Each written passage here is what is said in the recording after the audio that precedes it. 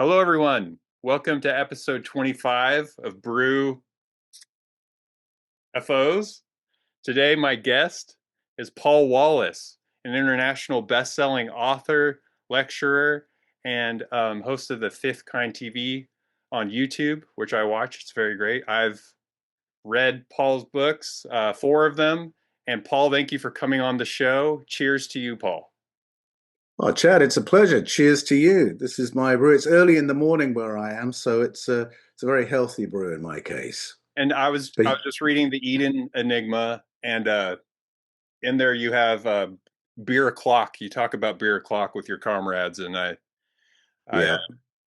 I'm stoked to do that with you. I mean, maybe one day we'll do it at a time or in person. We can both have a beer together. But Ah, that'd be great. Where do I have to travel to do this in person, Chad? San Diego, San Diego. That sounds a great idea. have you been here before? Have you been to San Diego? I have years ago. Okay. Yes, many years ago, and hopefully again in the future. Yeah, you it's cool reading about how you grew up traveling as a young kid because of your dad.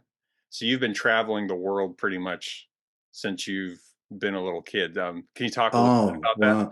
Yeah, I was very, very fortunate. My dad's work was in civil aviation and in the world of security, international security. And because of that work, he was able to get us cheap flights, which meant that we could actually afford to visit countries all around the world. From the time I was about 6 months old, I was traveling and seeing the most amazing places. And if people read my books in the Eden series, they will hear me refer to visits I seem to have squeezed in since the last book that I published. And, I've been to half a dozen different countries. But in reality, I'm conflating a lifetime of travel from the time I was about 6 months old. And some other places I went to, I experienced things that were really life changing. I think of Greece and India and Egypt in particular. And Brazil would be another example that were life changing, but it actually took maybe a couple of decades for me to process what I'd seen and what the implications were of what I'd seen. And so there really is a lifetime of travel in the Eden books. And can you, when you talk about what you've seen, are you talking more about like megalithic structures or like certain artwork, things like that? Yes, all of that for Yeah, all of it. sure. Good. Uh, and stories carried by the culture as well. I give you, for instance, I went on a tour of the Greek islands with my mum and dad when I was 20. And now anyone is going to enjoy a tour like that. It's a beautiful part of the world, so historic. And I remember we were touring around Crete and we went to Knossos and we were looking at the amazing megalithic remains of the Minoan culture. And it was really advanced. I mean, their buildings, they had airflow management, virtually the equivalent of air conditioning happening in their buildings, all kinds of sophistication, underfloor heating, all the rest of it, multi-story building. And I asked our guide, how was it that the Minoans, thousands of years ago, were able to produce this? Why were they so advanced? And he said very matter of factly, well, that's because the Minoan culture was their their great patriarch, their founder was Minos, and he was a hybrid. And I said, sorry, what? What do you mean a hybrid? Well, his dad was Zeus, who was, a god, although mortal, because this version of Zeus gets killed in a battle. And he had a human wife who was the daughter of a king of Phoenicia. Her name was Europa. The whole of Europe is named after her. You might remember. I had no idea about this, hadn't learned this in school. And they had three kids. And so the kids were half human and half something else. And that's why Minos was so advanced. That's why he produced a culture that was so much more advanced than all the others. Now, he told me that as like it was the historical answer to a historical question. And it puzzled me when I was 20 years old. And it was only decades later that I realized he had just told me a story that repeats in cultures all around the world, that's embedded in ancient texts we think we're familiar with, like the texts of the Bible, Mm. and that in Greece, these ancient stories of contact are very close to the surface. You don't have to be a conspiracy theorist or a ufologist to know these stories. These are the cultural stories. So that's an example of something that I heard and experienced when I was 20, and yet I was in my 50s before I said, wait a minute, what did that guy say? And began connecting it with other ancestral narratives around the world. Yeah, that's that spark which, uh started there, and then when you started writing your books. I mean, I should have said this in the beginning, but you were a former archdeacon. You used to help pastors understand translations of the Bible, the hermeneutics, and um I mean, can you talk a little bit about that? Because I mean, I just want people to understand like who you are and like how incredible Yes. the story is. So, Well, today people know me for my writing in the field of world mythology, ancestral story, and I'm interested in paleocontact narratives. And so, what that means is narratives from these different cultures that seem to suggest that our ancestors may have had contact with non human intelligence, with other civilizations. But my way into that topic surprises a lot of people because, as you say, I was for a long time, 33 years, in fact, in church based ministry. I worked as an archdeacon, which is one down from a bishop in the Anglican church system, the Church of England system. And I was an educator, theological educator, training pastors in hermeneutics, the principles of interpretation of texts, and the history of Christian thought, because what Christians believe today isn't what they've always believed. And then another aspect of the work that was very stretching and really had quite an impact on my worldview was my work as a church doctor. And a church doctor is someone who goes into a church for a shorter period of time, a couple of years, to address particular problems a community of faith might be having. Now, sometimes it's problem solving, sometimes it's church planting, sometimes it's dealing with strange patterns that repeat in the life of a community from decade to decade, involving different people. And when you start addressing problems at that level, you have to start addressing not only the human layer to the problem, but the superhuman or the non-human. And so the work of entity removal becomes part of church doctoring. And entity removal, so this is exorcisms, that sort of thing, is something that has a pedigree in church ministry. Every diocese in the Church of England, for instance, has to have an expert in exorcism. They'll usually be called the bishop's advisor in paranormal ministry. And the Roman Catholic Church has this expertise as well. So, though it's not something that's super familiar for people in the churches, once you're in the ministry, once you're operating at that level, you're aware of these specialisms that from time to time you have to call in. And it's work that you sort of learn on the hoof from the experts available. It's not something you get trained in at theological college if you're going through the Anglican system. And so bit by bit, you're being exposed to things that are going to stretch your neat and tidy view if you think that everything in the universe is either God, the devil, angels, demons, human, animal, vegetable, mineral. You'll soon find those aren't enough boxes to describe the reality in which we're living and that we have to engage with.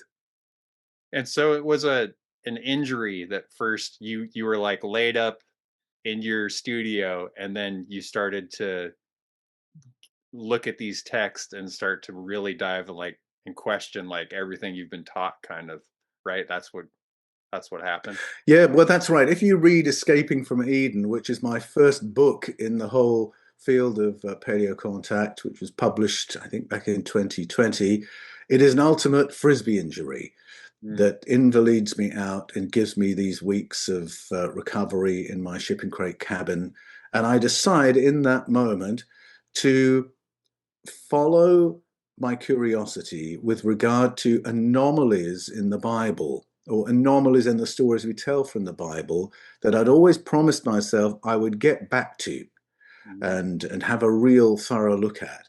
And so I took that opportunity to do that. In reality, between you and me, Chad, the ultimate frisbee injury, I really did have an ultimate frisbee injury, but I use it as a code for a number of times when the universe has gifted me with time in between assignments to do this kind of research. So, though, again, in Escaping from Eden, it looks like it's just a few weeks of research that suddenly produces the book, it's really a lifetime of curiosity and following the white rabbit, particularly of root meanings of key words in ancient stories. And it's that's my method for getting beyond familiar translations and into layers of story that have been sometimes forgotten, sometimes mistranslated, and sometimes deliberately buried.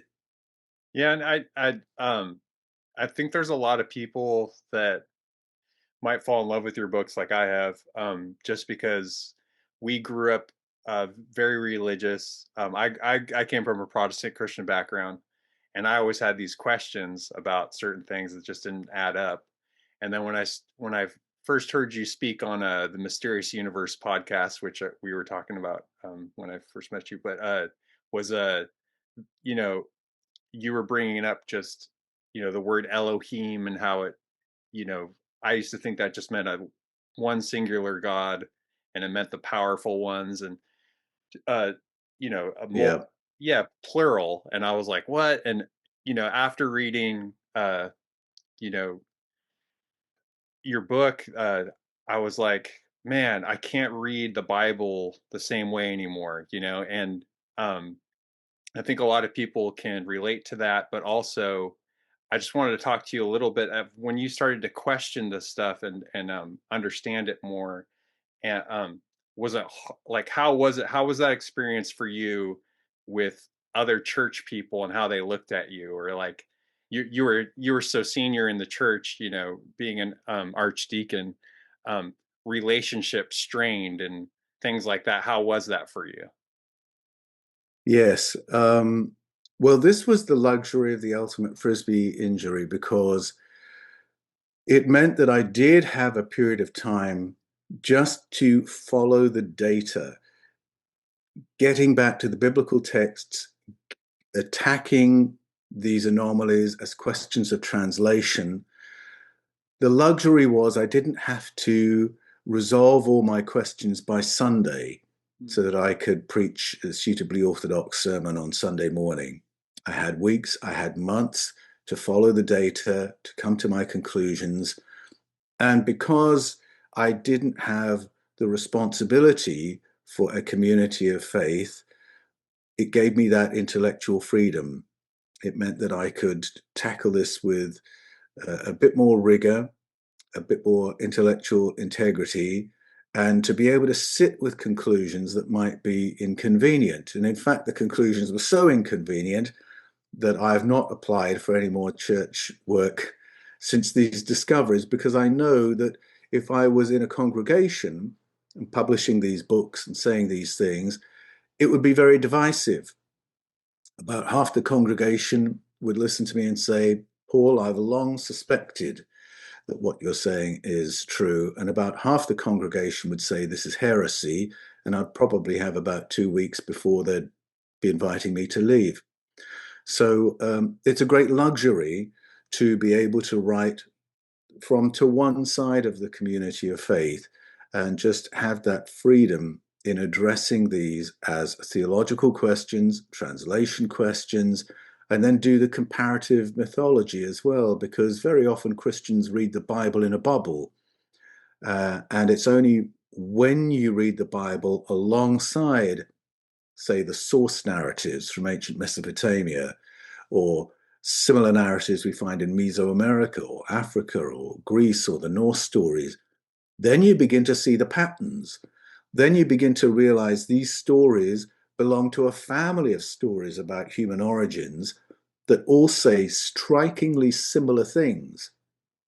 And when you do the translation of the word Elohim that you mentioned earlier, when you read that as a plural, you realize the biblical stories don't falsify the other ancient stories. They run in parallel with them, they confirm each other. And it was that kind of comparative work that was the light bulb moment for me that allowed me to see things differently. And just like you, Chad, once you've done that exercise, once you've seen it this other way, seen it all in context, you can't go back to reading the Bible in a bubble and regard it all as God's story. I mean, it didn't take me too much research before I realized that in the Old Testament, in the Hebrew, there is no word for God. And a word meaning God, in the way you and I would understand, a transcendent being, the source of the cosmos, that word wasn't introduced to the Hebrew scriptures until after 280 BCE, when the Septuagint was produced, the Greek translation of the Hebrew scriptures. And that means that the Hebrew scriptures had existed for hundreds of years without any word for God anywhere in the text, without the concept in most of those texts. And so it becomes very clear those texts were actually about something else before these Greek speaking writers in 280 BCE introduced the word God into the texts. And so that was a bit of a white rabbit for me as well.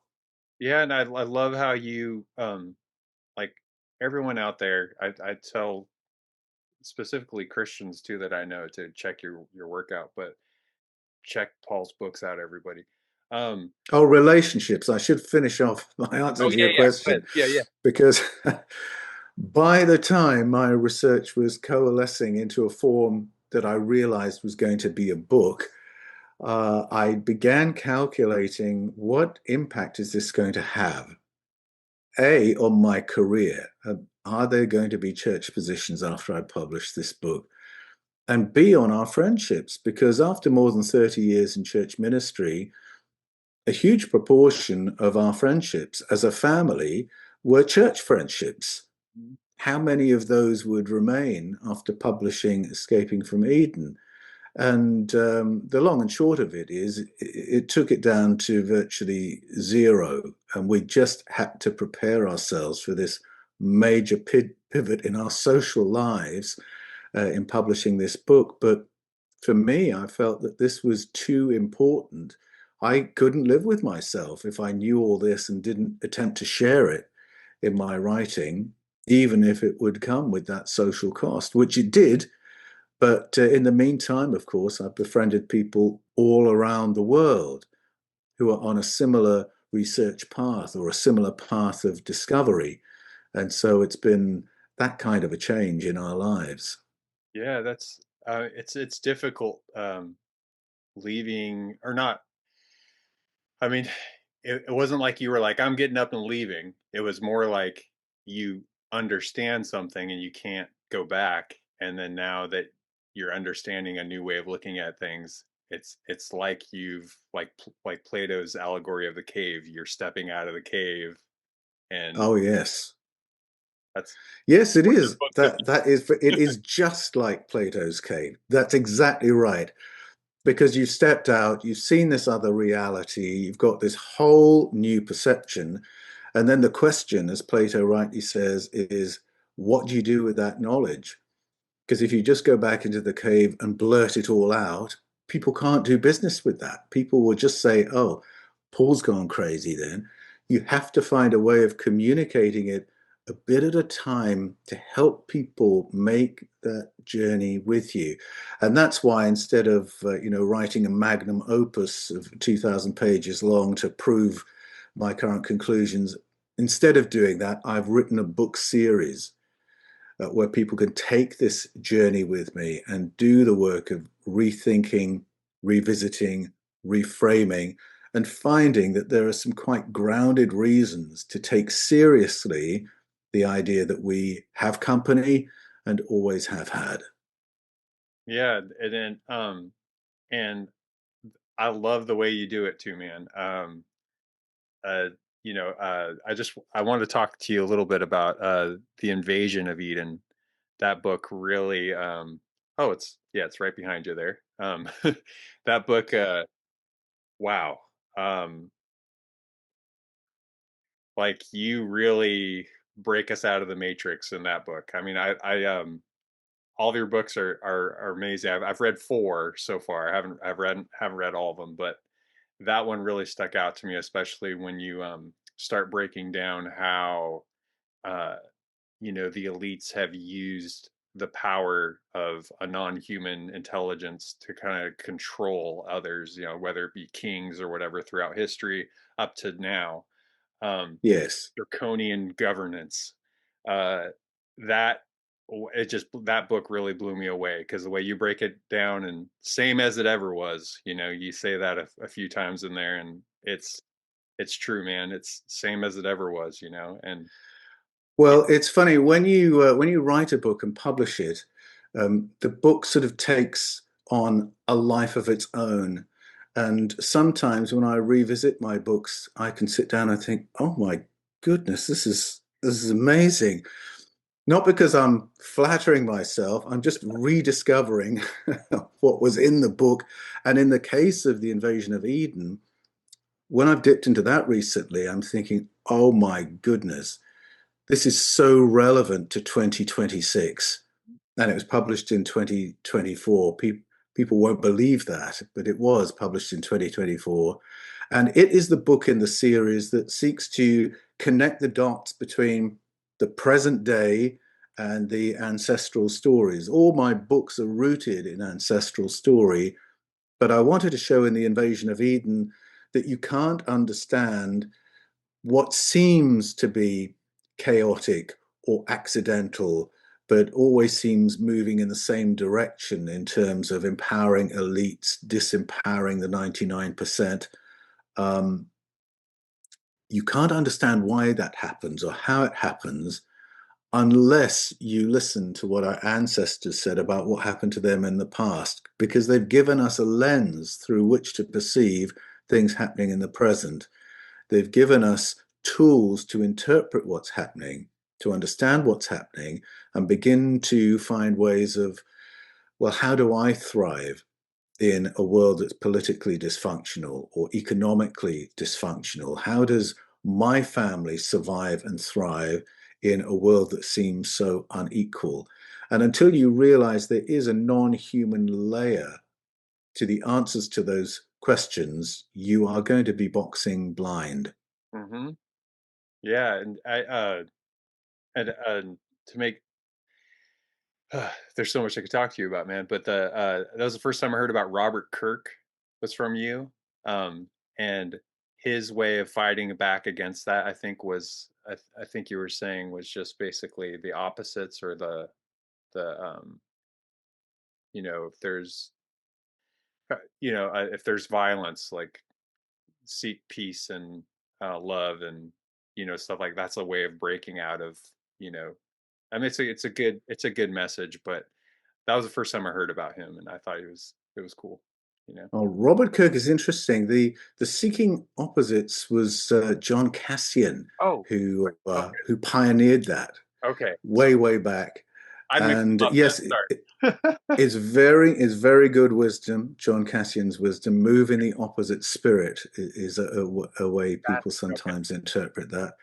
And I think in an age when we're being manipulated by algorithms, I think that wisdom is very helpful. So, not to be pulled into a spiral of outrage or a spiral of despair or a spiral of disempowerment or whatever it might be, to be very conscious about the emotional state that you're allowing yourself to live in and the mental state you're allowing yourself to live in, very aware of looking after each other to protect one another from being pulled into this kind of a funk. I think that's profound. I mean, John Cassian wasn't the first person to say it. He found a pithy way of saying it. But if you go back to the writings of the Gnostic Christians, they had that understanding too, and they embedded it into their stories of archons and how to avoid being predated upon by archontic entities, which were like energy-based beings that operate in exactly the way that algorithms do today. They look at what you engage with, they look at what makes you angry, and they'll feed you more of that, and then they'll feed off the anger in some kind of way. So that was John Castian. Robert Kirk is the guy who I have great affection for. Like me, he was an Anglican minister. He was working in Scotland in the 1600s. Like me, he had a passion for Bible translation.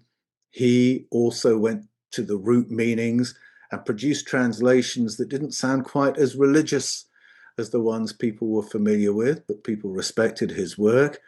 And then he had a love for indigenous story as well. And just listening to the people of his parish in Aberfoyle, Scotland, he began to recognize that there was a long-standing body of cultural knowledge pointing to our having company on planet Earth with non-human intelligence, advanced intelligence.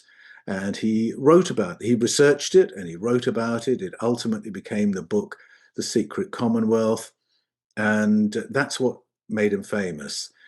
But the thing that adds a little, oh my goodness, to the story is that there is very strong suggestion that he was assassinated Oh, for wow. the work he was doing, that he was talking about things that people didn't want talked about.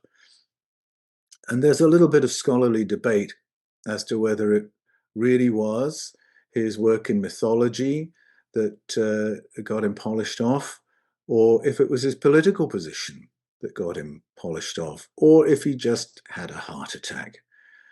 I I can't prove either way Yeah. which it was, but I find it interesting that somebody who had to be very, very careful, because I mean, this was an age where if your theology was wrong, then your life was in danger. That's the 1600s for you.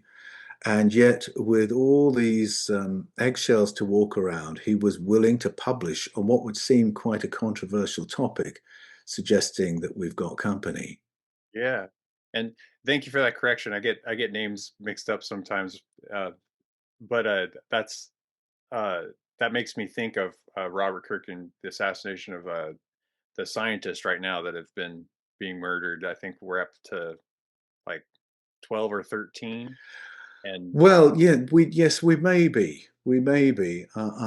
Don't know if all of them are connected, but I would certainly say, as a general point, that if you're going to be working on projects that are classified projects, then your life is going to be in danger because you will have privileged information, and then how you respond to that privileged information, well, you'll be observed for that. And if it suddenly looks like you're having a bit of a struggle, keeping certain things secret, then you're in trouble. And this is something we have seen before. So I'm not a skeptic in any sense about scientists being polished off. I remember this happening when I was at school in the 1980s. I used to cycle to school and I would cycle past a research facility that was doing classified work for Ronald Reagan's SDI, what everyone called Star Wars, the Strategic Defense Initiative. And there was always a degree of mystery around what that was about, and a hint that there was a connection between this and um, defense against extraterrestrial threats. This was what people were wondering. Well, there were 25 scientists associated with that research who, well, I'm not sure what the safe word is to say on YouTube, but died at their own hands, I think I can probably say. That was the official story.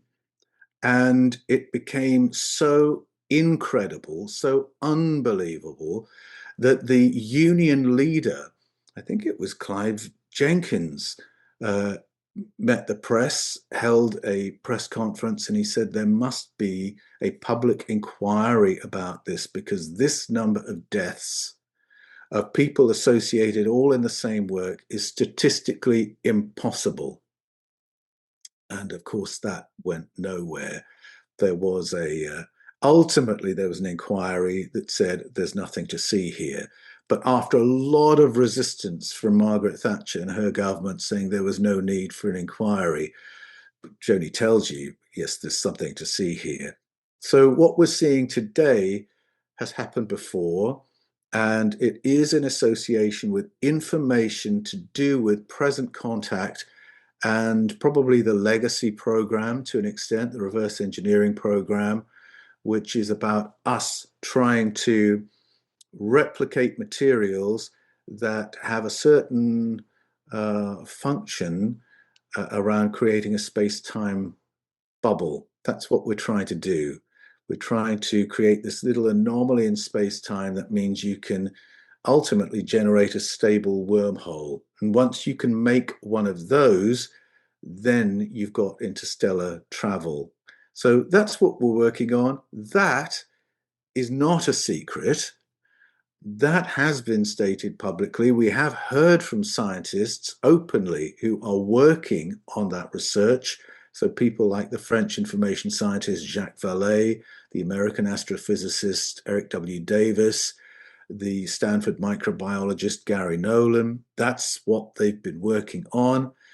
We're allowed to know in general terms, but exactly what's going on, how far forward we are, what the artifacts are that we've had to reverse engineer, how we got hold of them, all that is still very much under wraps, notwithstanding the current disclosure process. I mean, so far, everything that we've seen with this latest wave of declassifications is largely old news. I think what a lot of us who've been following the story want to know is who are we in contact with in the present? Who's having these conversations? What decisions are being made? In whose interests are those decisions being made? And where's the public interest in all of this? That's what I'd like to know about. Yeah, and how do you say his name? Is it Chaim Shed or Hey, Mashed, yeah, so yes? his statements about the Galactic Federation and we're not talking about just some random dude. Like he's head of what was it, like space defense or something for is That's right. He's a brigadier general, and for 28 years he was Israel's chief of space security. And so that meant it was his job to know if there was any external threat to our military security, to know if we were in company, to know if it was a threat. And it was, what was the year? 2022, Christmas 2021, round about then yeah. that he met the press and he said, I'm publishing a book called The Universe Beyond the Horizon. And it is my beliefs based on my 28 years of privileged information regarding contact at a covert government level, the kind of collaborations I was just talking about, where we're given artifacts by our visitors and told, see if you can make one of those. And he says that our visitors have chosen not to self disclose to humanity as a whole until we can make one of those. That's when the rules of the game change. And that this collaboration at a covert level includes units within the world of military intelligence in the USA and Israel, and in quotes, probably some other countries too. And the fact that Hayam Ashed, who was about 80, I think, when he made that statement, the fact that he's been under house arrest since that press conference, I think, adds some credibility, some further credibility to what he had to say. Yeah, and also the whistleblowers that have, testified now. And Oh, that's right. yeah, I mean, what are we up to? 45 sworn affidavits. These are witnesses who've gone on record. This is information that has now escaped the sort of subsidiarity of the military intelligence community and has come to a level, a more supervisory level across the military intelligence community. So, to an extent, the cat's out of the bag. And if you look at what has been declassified, it is almost a pictorial confirmation of that. So that when we had that hearing back in 2023, July 26th, we were told that there are retrieved craft, not just bits and pieces, but entire craft. We're told that we've got non-human biologics, that we've had pilots retrieved, and that all that is being studied. Now we're beginning to see some documentary, some photographic evidence just to confirm all that. So it's not new news, but it is still new to a lot of people who haven't been following the story, who may be surprised by what's being released. But as I say, for those of us who've been following the topic, it's not telling us anything new. We knew we were in contact. We knew there were these conversations going on behind closed doors. We knew that Apollo astronauts had seen and photographed things but were not allowed to speak about them. But the important thing is that that is now being confirmed at a more public level. Yeah, and I wonder. I mean, I know we're supposed to get some more videos here pretty soon, and I think you know what some of these Congress members are saying is a few of them are pretty wild. The ones that we're going to be able to see. So we're hoping for that, but we'll see what happens. But still, a video is a video. Like, I don't know. Do you think it's control? What do you think it is? Well, you say video is a video, but the video that's been released so far is very familiar looking in the sense that it's not high resolution. It's a bit grainy. It's, on an iPhone or an average camera, we're not seeing the photographic evidence that the military intelligence community has, not yet. And I'm not holding my breath, expecting we are going to be shown those images. But there's enough still to be getting on with and realizing, okay, these things are real. We do have company. Let's think through the implications of that. Yeah, and Trump just Donald Trump posted the other day like a picture of him walking with an alien or something that was AI generated, and I don't think that really helps for if his administration is right now supposed to be releasing the UFO files, like the real serious ones, to post something like that. I mean, it might be all good and fun for him, but also, I just think like this is serious stuff, man. This is our reality, so we got to take. Yes, I agree with you. But of course, I mean, the president can request declassification, but the decision as to what will be declassified isn't for the president to make. And he's not the first president to ask for declassifications and disclosures to be made. And it's always been someone else's decision as to how that's responded to. Now, for the most part, the response has been, you don't need to know that, sir. That's on a need to know basis. At least we're beyond that. And we are seeing, a swathe of documents. And I think there is enough in there for the public to be getting on with if they want to be woken up to the fact that we have company. And I think that is enough to lead people to the next questions to say, well, who's in contact? Who's having these conversations? And who are we in contact with? Are they pro-human or are they, pro-minerals? I want to know who we're doing business with. And my research and ancestral story suggests we're actually in contact with a spectrum of demographics from our galaxy. Some who I think may be quite indifferent to the welfare of ordinary human beings, but others, I think, who are here because they're very concerned with human welfare. And if they weren't sitting at that table, then I think life as it is today would already be very, very different. Yeah, are you're familiar with Lou Elizondo? He recently did an interview, and I think he was saying that when people are talking about hybridization, he was saying, well, there might be something in human DNA that's valuable or human. I think I'm paraphrasing, but he said something like that because humans are resilient. So like maybe there's something that they want from us. Yeah, I think that's true. And I've come to that conclusion again through listening to ancestral stories. So if I listen to hybridization stories from the Philippines or the Caribbean or the west coast of Africa, although I mean you can go to other places as well, go to Wales, go to Scotland, it's there. And the suggestion of those stories is that there's hybridization happening because some of our visitors want their descendants to be more like us in some way. And that might be because they have a depleted gene pool, which they need to enrich. It might be because they want their descendants to be better adapted for life on Earth. And I do think that's part of the picture. And I think it's entirely possible that there is something um, uniquely beautiful about Homo sapiens. The hint of this is there in the Bible in Genesis 6, where it says that these beings called the Bene Elohim, the ones like the powerful ones or Elohim kind, that they hybridized with humans because they found humans very attractive, human females in particular.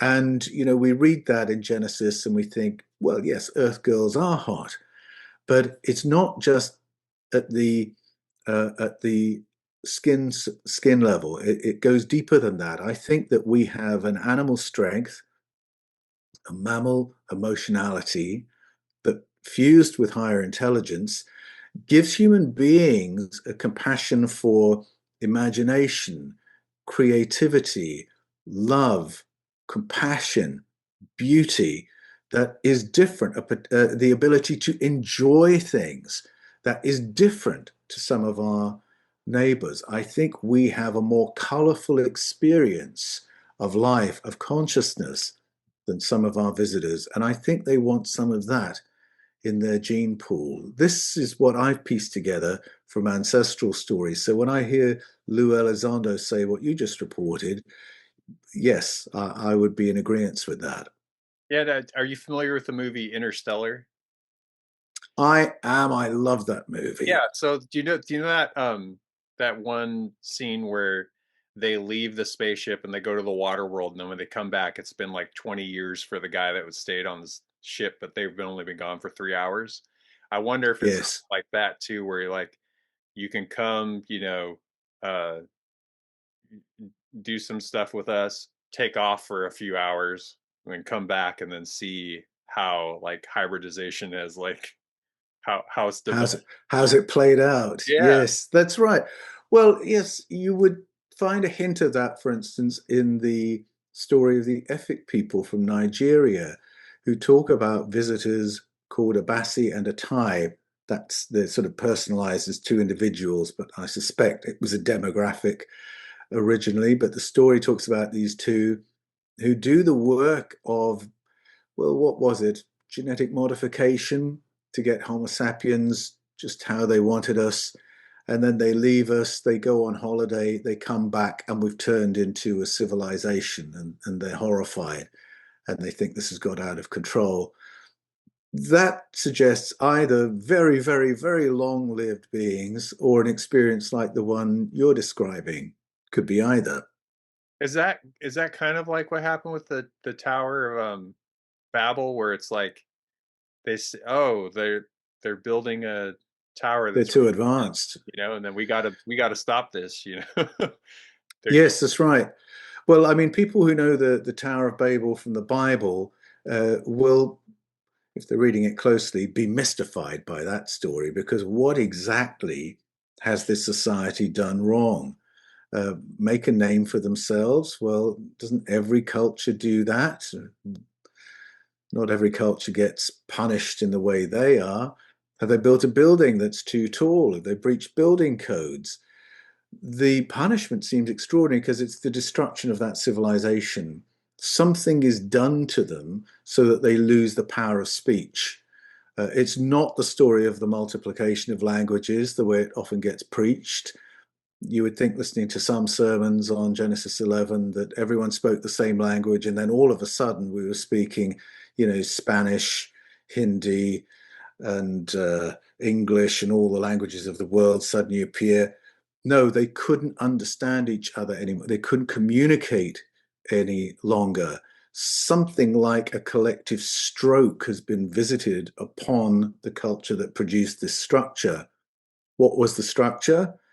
Well, when you read Genesis 11 alongside the source narratives in the Enuma Elish, the Babylonian source narratives, it becomes clear this was a structure for getting people from the planet's surface to space stations. And if you want to follow the logic for that, then check out Escaping from Eden, The Scars of Eden, where I describe that in some depth.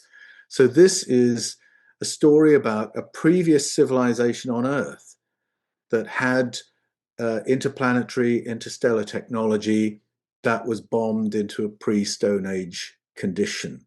So there you've got a civilization that's being bombed back because the neighboring Elohim don't want Earth to be supporting this culture, Mhm. don't want a spacefaring civilization on planet Earth for some reason. And there are many stories around the world that talk about the development of Homo sapiens and then an assault on the intelligence or abilities of Homo sapiens so that we could be managed. So the ethics story I mentioned earlier, when Abassi and Attai come back and they say these human beings are too numerous, they're too capable, they release devices into the environment that will make everyone a bit sick and a little bit mentally sick as well. So that if everyone's a bit anxious and a bit unwell, bingo, we can manage that.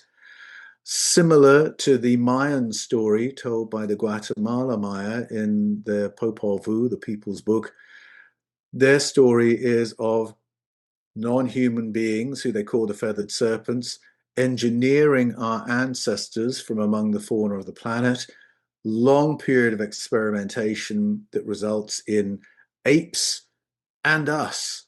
So apes and us, we have a common ancestor that was being worked on by these visitors, and the chief genetic engineer is called into an emergency meeting because he's made Homo sapiens too smart.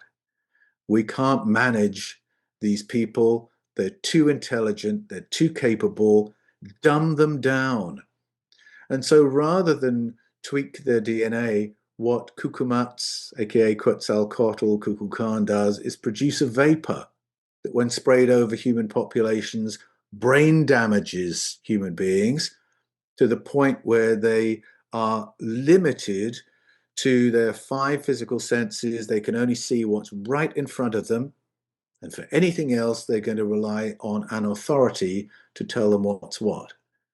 Bingo, say the Feathered Serpents, we can work with that. And there's some version of that in stories all around the world. It's there in the story of Zeus and Prometheus giving too much tech to the human beings.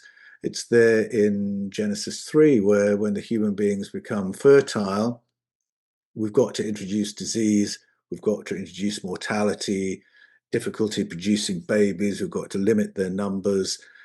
And then there's the cull, of course, that happens in Genesis 6. That, again, that pattern repeats all around the world. It's there in the Mesopotamian stories, biblical stories, and native North American stories. And you have to ask, why are these themes repeating? Why is this story of a cull repeating? Why is this story of the limiting of human intelligence repeating? The limiting of human lifespans? Why does this keep cropping up? Why is it often framed as a disagreement among non-human others who are making decisions about Project Humanity? And after you've seen, half a dozen correlations from cultures all around the planet that had no contact with each other, you begin asking different questions about the stories. You begin asking, what did they see that made them produce these stories? What is the memory they're trying to curate in the stories they've created? What was the common experience that our ancestors had and that they want you and me to know about? Yeah, you made you made me think of this talking about that too, about dumbing humans down. And I want to be careful here. I know there's a lot of beautiful things that come from religion, but and but cults and religions sometimes we're so solid and stubborn in our thinking. me growing up and coming up in religion, like certain things I just wouldn't. Oh, I'm not gonna look into that because I know what's truth, and like some people think that they know exactly what truth is, so I don't want to hear anything else. Like that's that's that's it. Well, Deal. Isn't that a way of this dumbing us is, down, though? oh, for sure. Absolutely. But I must say, this is why I take my hat off to Reverend Dr. Guy Consolmagno, among others in the Roman Catholic Church, who was back in 2009, uh, really laid down a gauntlet to believers or anyone who's curious by saying that we should be ready for contact with non-human intelligence, with other civilizations, because he said the Bible is full of it.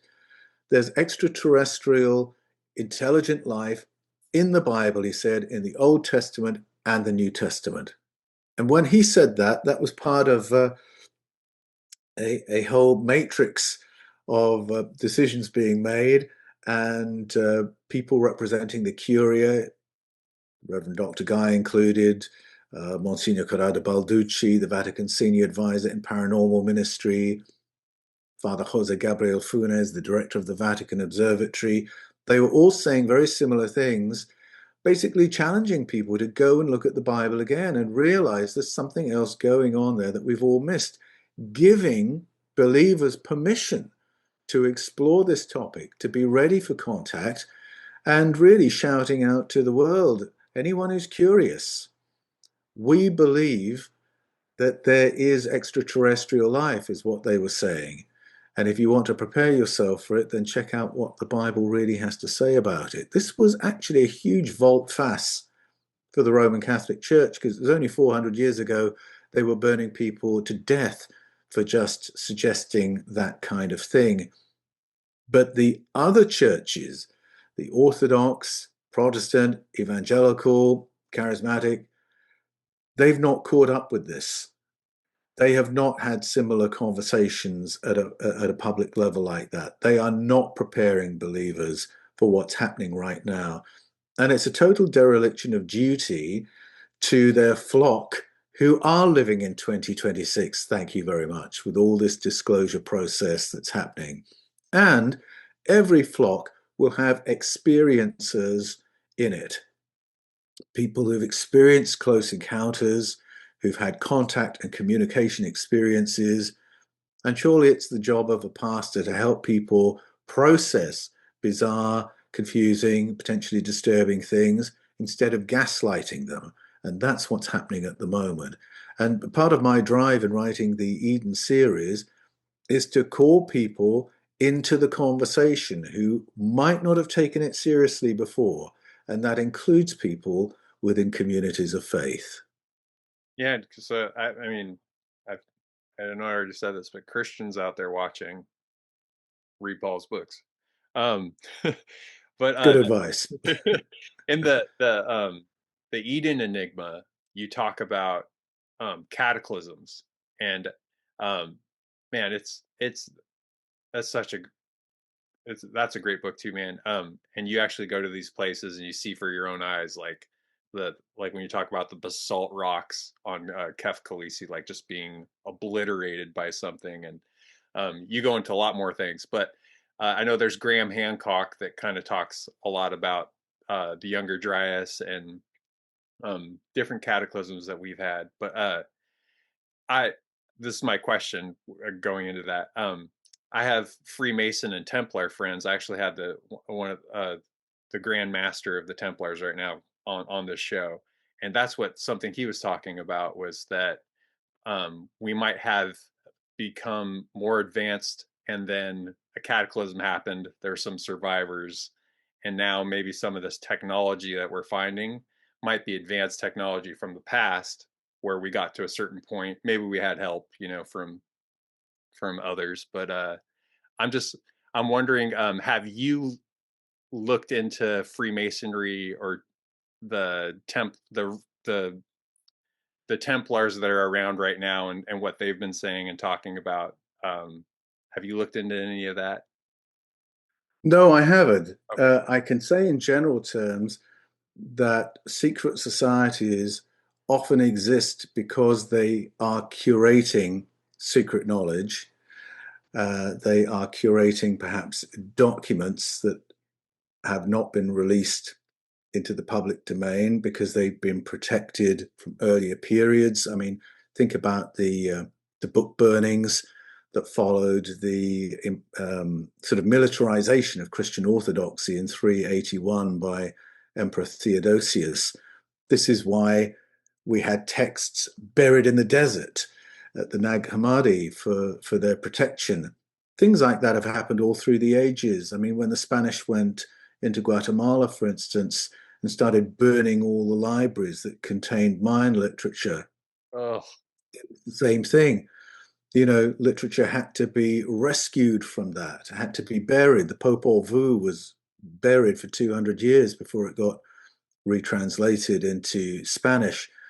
And so sometimes secret societies can grow up because you've got a group of priests who are protecting something that is extremely important that the world will need at some point, but it's just got to, you know, weather a couple of 100 years of a particular empire, that kind of thing. So that's why secret societies can have interesting information, but I don't belong to any. I'm not interested in joining any. yeah, So it's not something I've probed in particular. But I want to come back to Graham Hancock, yeah. who the idea that he puts forward is that civilization as we know it was, in fact, a reboot done with the assistance of survivors from a previous high technological civilization. And where I think that has a footing is if we simply ask the question, what was here before the last ice age? Is there evidence for a civilization prior to the Younger Dryas? And yes, there is. And so, yes, there's good reason for Graham Hancock to be putting that view forward. I go further than Graham because I find details in ancestral story all around the world, including the stories carved into basalt in the Van and Bitlis provinces of Turkey, where I take people on tour every year. And you can come with me if you want to come in October for 10 days. I'll take you to these sites where you will find carvings, symbols, cuneiform inscriptions that talk about these beings who came and helped us to re-establish agriculture at a time of ecological emergency. And without going into too much detail, there's evidence in those symbols and in the stories told and in other artifacts that pushes that story back to just this side of the Younger Dryas Cold period. And when the ancients talked about those who helped us, they talked about flight technology, as well as other advanced technology, as well as agricultural science, as well as medical knowledge, as well as megalithic abilities.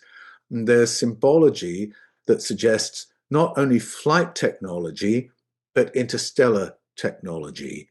And it's for those reasons that I think we are looking at the visit of another civilization from somewhere else rather than neighbors in the mountains who survived.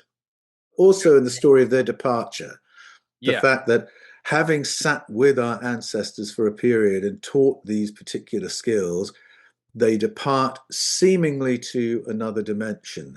And the locals then spend the next 1,000 years or so hoping they'll come back for some more technology sharing. These are all the kinds of motifs that you find certainly in those sites I'm talking about in Turkey, but again, they repeat around the world. Again, you'll find the echo of that in the Bible, where they're trying to re-establish contact with beings who used to be on earth with us. And the same in the Yucatan Peninsula, where the Jaguar dynasty have these protocols to try and re-establish contact with the feathered serpents who used to live here but are now somewhere else. There are heaps of references that suggest not only beings who come from some anonymous part of space, but from particular regions of space. And so Orion, Sirius, the Pleiades, these three regions of space repeat in cultural story all around the world as the place from which our helpers came. And I think I have a lot of respect for Graham Hancock, but I think he's not doing business with all the evidence if he's going to stick with his conclusion there was no ET contact embedded in these stories. Well, you know that the dinosaurs, they're around for millions of years. What do you think of like maybe that they becoming so advanced, a being we don't know about that got to a point where it took off and then came back and saw like us, and was like, oh, we'll help them out a little bit, but they were originally from here and then they took off and then came back or something like maybe. I know that's kind of far fetched, but I'm just, Well, we don't know. I, I love that story. Uh-huh.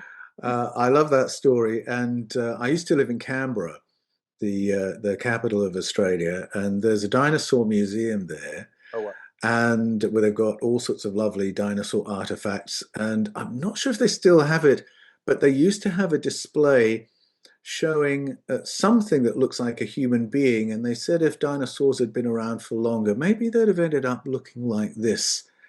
And hinting things could have gone in this direction, and we could have had a reptilian civilization on the planet.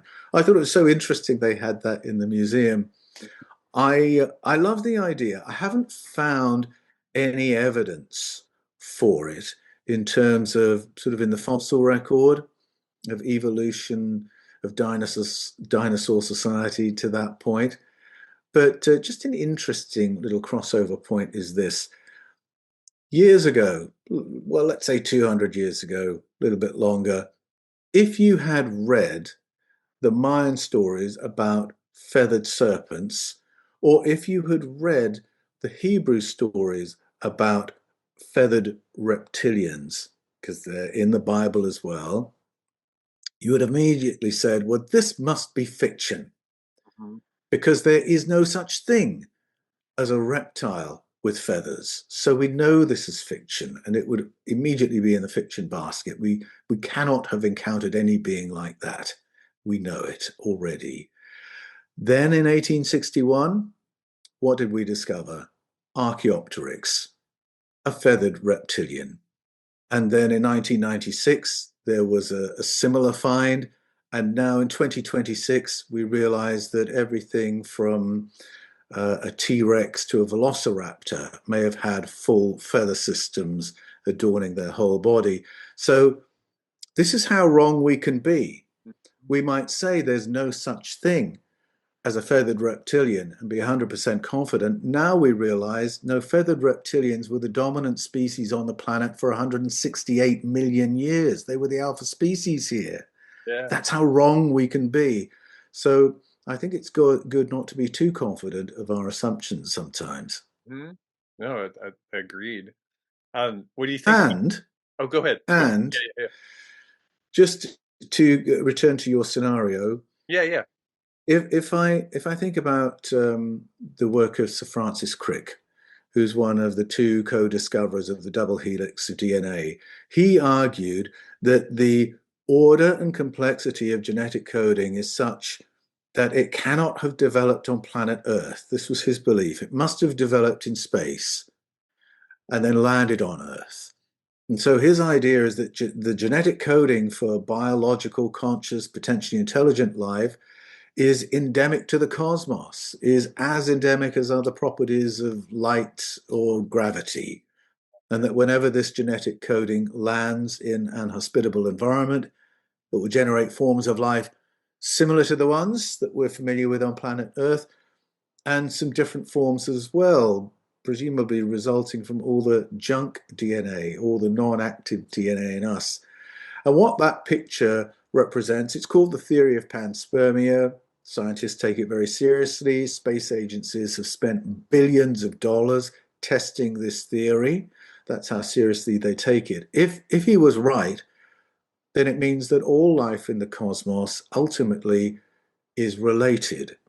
It means we shouldn't be surprised if we have visitors who have two legs, two arms, a head, a torso. It means we shouldn't be surprised if we have things visiting that look reptilian or things visiting that look like birds or whatever it might be, because what's active here is just part of a cosmic phenomenon of life in the galaxy.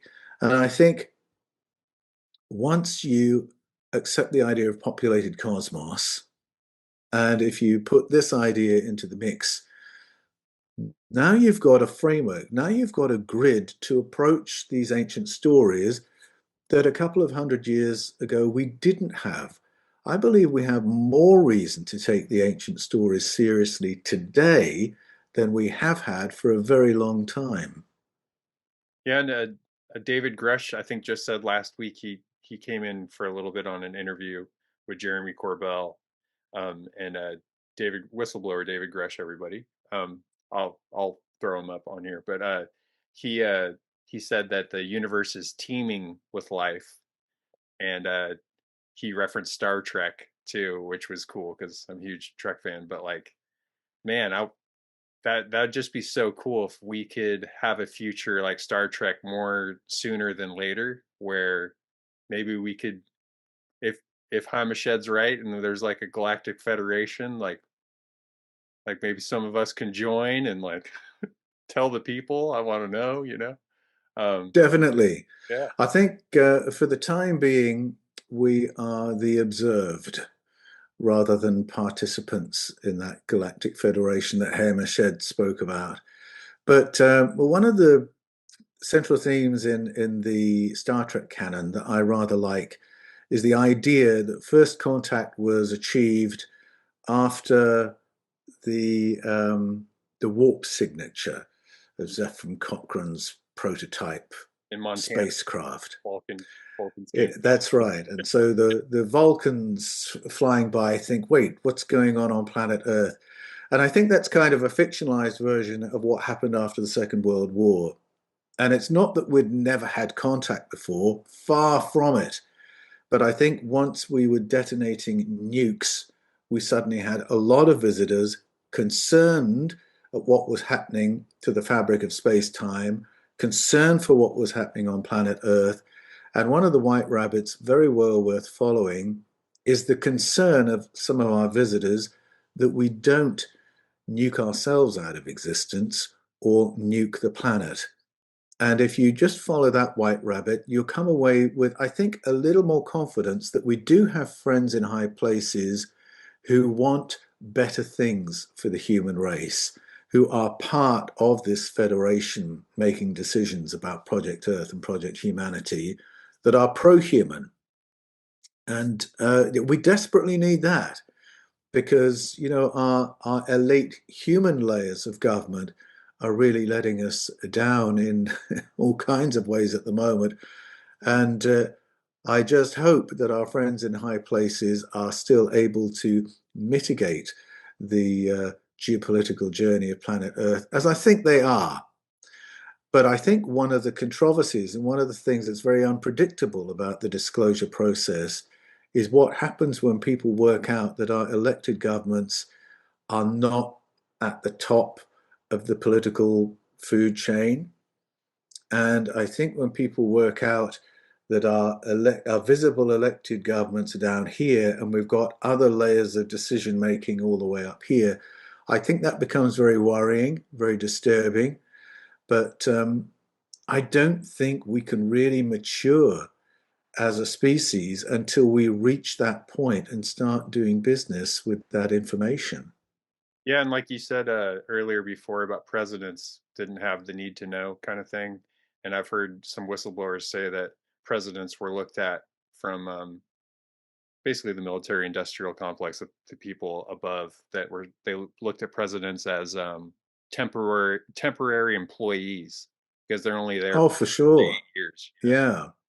So Yes, that's right. I mean, we haven't elected the people who are making the most important decisions about the human experience on planet Earth. And I find that concerning.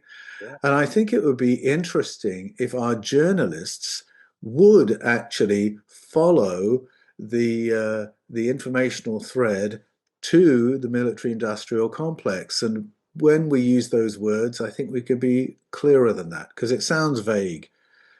But what it means is specific aerospace corporations. So we're talking about Boeing, Raytheon, Northrop Grumman, Skunk Works. Mhm. I'd love to see our journalists sit down with people in those corporations and asking, so where are we at in the legacy program? What artifacts do we have? What are our capabilities? And the chances are they wouldn't say anything because they're bound by layers of official secrets laws. But even a journalist sitting down and asking that question and observing the reaction, there's always information that gets given away by the reaction. I'd love to see more conversations like that. Yeah, I just yeah, it also might be dangerous for some journalists, you know. Ugh, yes, Well, we would have been hearing from the the whistleblowers. work of a journalist. Yeah, yeah, the good ones, you know, they go into the danger, you know, and tell us what's up. Um, thank God for Ross Coulthart too. Ah, yeah, absolutely. I was just going to say, I Yeah, really should give a shout out to Ross Coulthart, yeah. my a fellow Australian who has really pushed, I think, the process of disclosure forward through championing David Grush. Without Ross Coulthart's work, we wouldn't have had that hearing in 2023. And hats off also to Tim Burchett. I was a bit cheeky regarding him in the Invasion of Eden because I don't like the way the conversation about contact is framed through um, the language of military threat, Mm, that we have to look at contact fearful. I think that's really unhelpful. I understand that if you want to get purchase, then you might lean in that direction and say Congress has a right to know if there's a national security threat, Congress must be informed. Well, maybe that is a button worth pressing, but ET contact is not all about threat if we listen to what our ancestors had to say.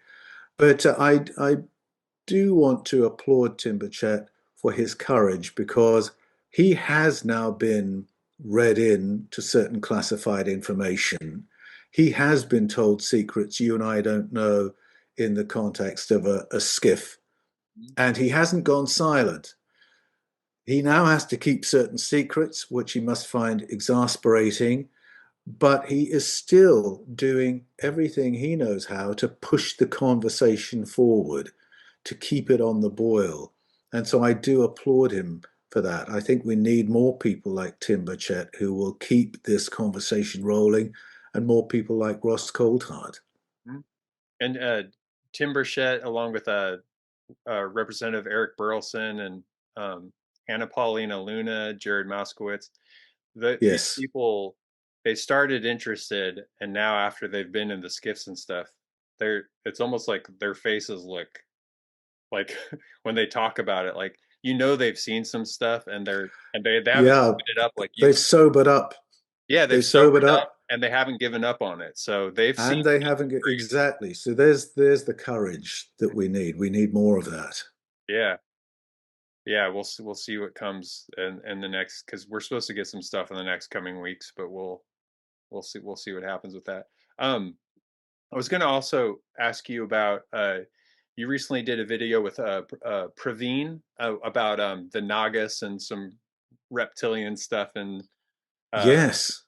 and that was very interesting. But I wanted to ask you about that too, just because he was talking about that in a lot of ancient texts and stuff. It talks about Nagas being from underground or underwater and then coming to the surface or whatever. The ocean gets brought up a lot with UAP. Um, Makes me think of the Abyss, James Cameron's The Abyss. But is your next is I think I read this somewhere. Is your next book about serpents and Nagas, or am I wrong with that? Or Ah, yes, yes. My next book is a collaboration with the Italian biblical scholar Mauro Biglino. okay, It's called The Dragons of Eden. And dragon. so, yes, we Yes. are pursuing that topic Okay.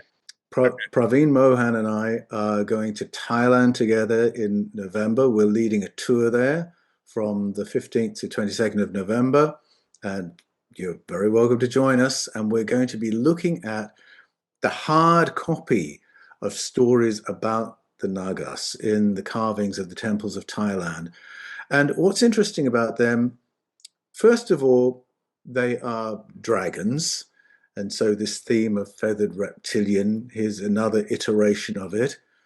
Yes, there's a reference to underground bases, underwater bases, and that echoes in ancestral narratives all around the world. I first came across it by listening to Ghanaian story, the Mamiwata story, and realizing that there was this Ghanaian tradition, hundreds of years old, saying there are underwater bases with human-like beings who live there, and they're doing this hybridization thing.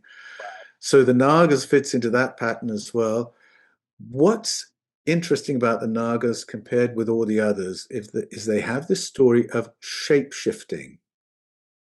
Now, the Greeks and the Norse have these stories as well of beings who could present themselves to people in a way that they would appear human, but they were really something else. Of course, that happens in Star Trek as well. Yeah, yeah. But it's old, it's ancient story, and it's the Indian stories of the Nagas that have really enshrined this idea, or is it memory, of beings who are really reptilians, but who can cloak themselves or shapeshift so that they're not perceived that way. And so when Robbie Williams says this happened to him one time, Yeah. you That can was raise your eyebrow and think, oh my goodness, what was he smoking on that day? Or you can say, what he is saying is a story that human beings have been telling for thousands and thousands of years. It may sound crazy, but why have they been telling this story for thousands of years? What's the meaning of it? and uh not just Robbie Williams, but Billy Corgan of Smashing Pumpkins has a very similar story too. And Oh, is that right? yeah, and it's weird because they're both in music and they're, rock star pop stars, but I mean, it's weird to hear those stories from two different people, and they're similar and you're like, what's like Again, but weird. and so courageous to say that publicly. I mean, both would know they're going to be absolutely lampooned and ridiculed for saying such things, but no, they said it perfectly seriously, and hats off to them for it. Well, and there's also I have the two Navajo Rangers on here, and they were talking about the skinwalkers and how skinwalkers could shapeshift and change. Uh, but yeah, it's there's a oh yeah, okay, this is what the reptilian thing too. I had to ask you this. There's a place in the Vatican where the Pope preaches from. Where have you seen it? Where it looks like a viper head. Have you seen this? Oh, yes, I was wondering yes. about that because I know there's a lot of conspiracies about it, but like, and then you Adam and Eve, there's a serpent in the garden, and I don't know. Yes, that's right. And then there's Egyptian headgear that looks like a cobra hood, Yeah, um, that sort of backs the face of the pharaoh. So this association with the powerful ones, the wise ones, are like snakes or are like reptilians, and we're going to keep that symbology going. Well, that's a phenomenon in need of an explanation, isn't it? But but I find that if you're looking at art or architecture or symbology, very often there's a canon of information that is more persistent than textual evidence. And so that's why in the Eden Enigma, I'm looking at symbols and decoding symbols, because often they are longer lived than written texts. and let me check. How are we doing on time here? Okay. Can I ask you a few more questions? Is that okay? I suppose so. Okay. I wanted to there's so much I want to talk to you about, but I just wanted to ask you to. I mean, I'm jumping all over the place, but are you familiar with the telepathy tapes? No. Okay, I didn't know if you have heard about that, but there's these nonverbal autistic people that a documentary's coming out this year. There's a podcast about it, but It's very compelling. I just didn't know if you've gone into that No, at not all. But in your not books, yet. you did bring up uh, um, in your books you've brought up sometimes telepathic communication from Yes. yes. Well, yes, there are probably a couple of things to say about that. Um, if you go to the Popol Vuh and to the Mayan version of the story of dumbing down, there's a hint there at what higher cognitive powers may have originally been more operational in human beings. And there's this little section that talks about the vision of human beings being reduced by this vapor. And if you just stop and think about what that might mean, how is our vision limited in a way that it might not be? And of course, our vision is limited in terms of frequency. We can only see this spectrum of radio waves. Mhm. We can't see beyond that spectrum. A dog will see a different spectrum, a cat will see a different spectrum. We just see this. If we could see more frequencies, we would be seeing more things. Our vision is limited by surfaces. We can't see into things, we can't see behind things. We've had to invent things to do that for us. We've had to invent X-ray vision. We can't do far sight. We can't see beyond the horizon. We can't see into deep space. We've had to invent things to do that for us. We can only see the present. We can't see the past. We can't see the future. Yeah. If those limits are taken off, then you begin to have an idea of what high cognitive powers might be. And it might be to do with remote viewing. It might be to do with better empathy. It might be to do with X-ray vision for self-healing. It might be to do with telepathic connection. And most of us, I would say, have little glimpses of these things where we just know that something's happened to a friend of ours, and we don't know how we know, and then we find out, oh, at that time he crashed his car or whatever it might be. We have these glimpses of I know who's calling me, or I can hear my phone ringing, I know who it is. I haven't heard from them in months, but I know that's them. You know, things like that. We all have, I know exactly what you're thinking. I don't know how I know, but I know what you're thinking. And when we have these experiences, if we're having a lazy day, we might stop and ask ourselves, I wonder if I could develop that. Mhm. And so many traditional cultures around the world say, yes, you can develop it. And we have shamanic protocols to help you develop it. And cultures that have curated these different stories of human origins are also curating a different story about human potential. And so those threads absolutely run together for me. And my book, Echoes of Eden, is the one where I put those together and say, if we go back to the cultures that have maintained these stories, what does that say about us today? What are we capable of individually and as societies? Yeah. Well, I mean, you know, I tell everyone about you and your books, and so the fact that you haven't heard of the telepathy tapes, Paul, I'm excited to share that with you. Check it out, All please. right. I I will follow it up. That's the white rabbit. I'm telling you, man. All right. It's amazing. Last question for you. I just want to know, have you yourself experienced a UAP, a UFO? Have you seen anything anomalous yourself? Yes, in The Scars of Eden, which is the second book in the Eden series, I share 5 personal experiences that I had, all at the age of 20. Oh, wow. And I didn't Same year? understand in the same year. Wow. And I didn't understand what I was experiencing. I didn't have the language for it. I was a very young, zealous evangelical believer. And I was in that world that had to fit into those boxes I mentioned before: God, the devil, angels, demons, human, animal, vegetable, mineral, or it doesn't exist. And because that was my vocabulary, I didn't have the language to describe these things that happened to me. And it was only after I published Escaping from Eden that I went back to those experiences and realized these absolutely fit a pattern that I am hearing from experiencers today. Now I have the language of lost time. Now I have the language of small greys. Now I have the language of Nordics and tall whites. I have the vocabulary to describe what I experienced back then, but for decades, didn't know what it was, didn't know what to make of it, never told anyone those stories because they didn't make any sense.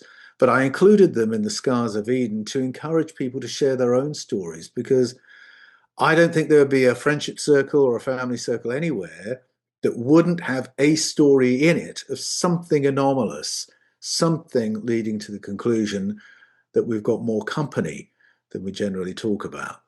Yeah, a lot of us are experiencing these things and seeing these things, and it's thank you for sharing that too in your book because yeah, that's we all need to talk about this. You know, it's been taboo and it isn't anymore. The And stigma is gone. It's it gone. isn't. And but we need to give permission. We need to tell people around us, I'm interested in your stories, and I'm going to listen without prejudice.